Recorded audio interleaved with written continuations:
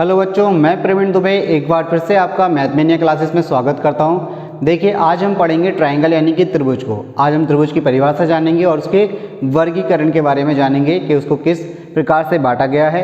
ठीक है, शुरुआत करें परिभाषा की या वर्गीकरण की। उससे पहले हम आपको एक शायरी सुनाते हैं कि तू रख यकीन अपने इरादों पर, तू रख यकीन अपने इरादों पर, तेरी हार तेरे हौसलों से बड़ी नहीं होगी। समझ में आ रही बात?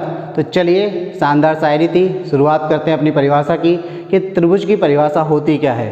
तो देखिए, अगर हम बात करें परिभाषा की तो तीन भुजाओं से घिरी बंद आकृति को त्रिभुज कहते हैं। मतलब एक ऐसी आकृति जो तीन भुजाओं से बंद रहती है, तो तीन भुजाओं से घिरी रहती है और वो बंद भी रहती है, ऐसी आकृति को हम क्या कहते हैं? त्रिभुज कहते हैं। अब इसमें क्या क्या होता है? इसमें शीर्ष होते हैं तो शीर्षों की संख्या 3 होती है, भुजा होती है तो भुजा की संख्या 3 होती है, कोण होते हैं तो कोणों की संख्या भी 3 होती है। साथ ही साथ त्रिभुज के तीनों कोणों का योग 180 डिग्री होता है। त्रिभुज के तीनों कोणों का योग 180 डिग्री होता है। अब हम जानेंगे कि भाई शीर्ष क्या होता है, भुजा क्या होती है और कोण क्या होता है।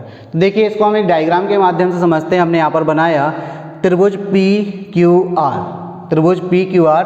तो दो भुजाएं जिस बिंदु पर मिलती हैं, दो भुजाएं, जैसे अगर हमने बोला कि PR एक भुजा है और एक भुजा PQ है, इनका कॉमन बिंदु क्या है? तो आप कहेंगे P है। तो दो भुजाएं जिस बिंदु पर मिलती हैं उसको हम शीर्ष कहते हैं। तो अगर हम बात करें शीर्ष कौन कौन से हैं, तो आप कहेंगे PQR।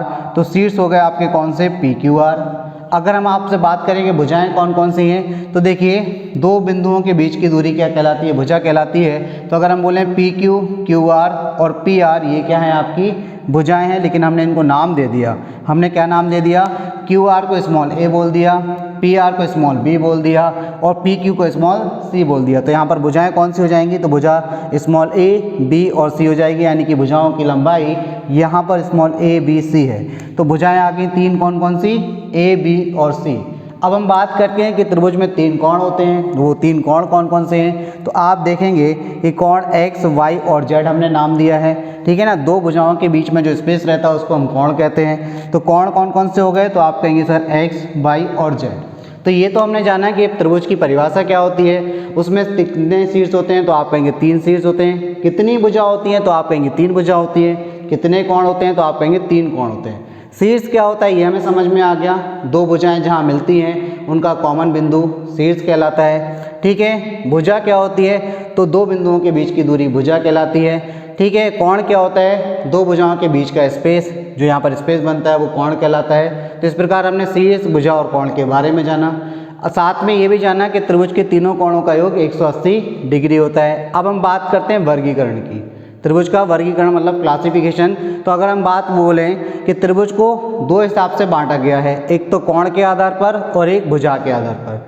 तो भुजा के आधार पर त्रिभुज कौन कौन से होते हैं? एक होता है समबाहु त्रिभुज, एक होता है समद्विबाहु त्रिभुज और तीसरा होता है आपका विषमबाहु त्रिभुज। इसको इक्विलेटरल ट्रायंगल बोलते हैं। ये आपका आइसोसेलेस ट्रायंगल कहलाता है, ये आपका स्केलन ट्रायंगल कहलाता है। ठीक है। जबकि अगर हम बात करें कोण के आधार पर, तो कोण के आधार पर भी त्रिभुज तीन होते हैं। एक न्यूनकोण त्रिभुज, एक्यूट एंगल ट्रायंगल, एक समकोण त्रिभुज, राइट एंगल ट्रायंगल, एक अधिक कोण त्रिभुज यानी कि ऑब्ट्यूज एंगल ट्रायंगल।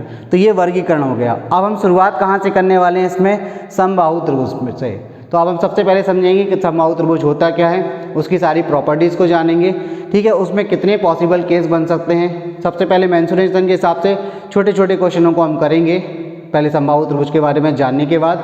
फिर हम जो इसमें बड़े क्वेश्चन बनते हैं कि जब समबाहु त्रिभुज एक वृत्त के अंदर बनेगा तो क्या केस होगा, जब एक वृत्त के अंदर समबाहु त्रिभुज बनेगा तब क्या केस होगा, एक वृत्त के बाहर समबाहु त्रिभुज बनेगा तब क्या केस होगा, यानी कि इन रेडियस। और आपको बात करते हैं सरकम रेडियस की। वो सारी चीज़ें हम समबाहु त्रिभुज में अब पढ़ेंगे।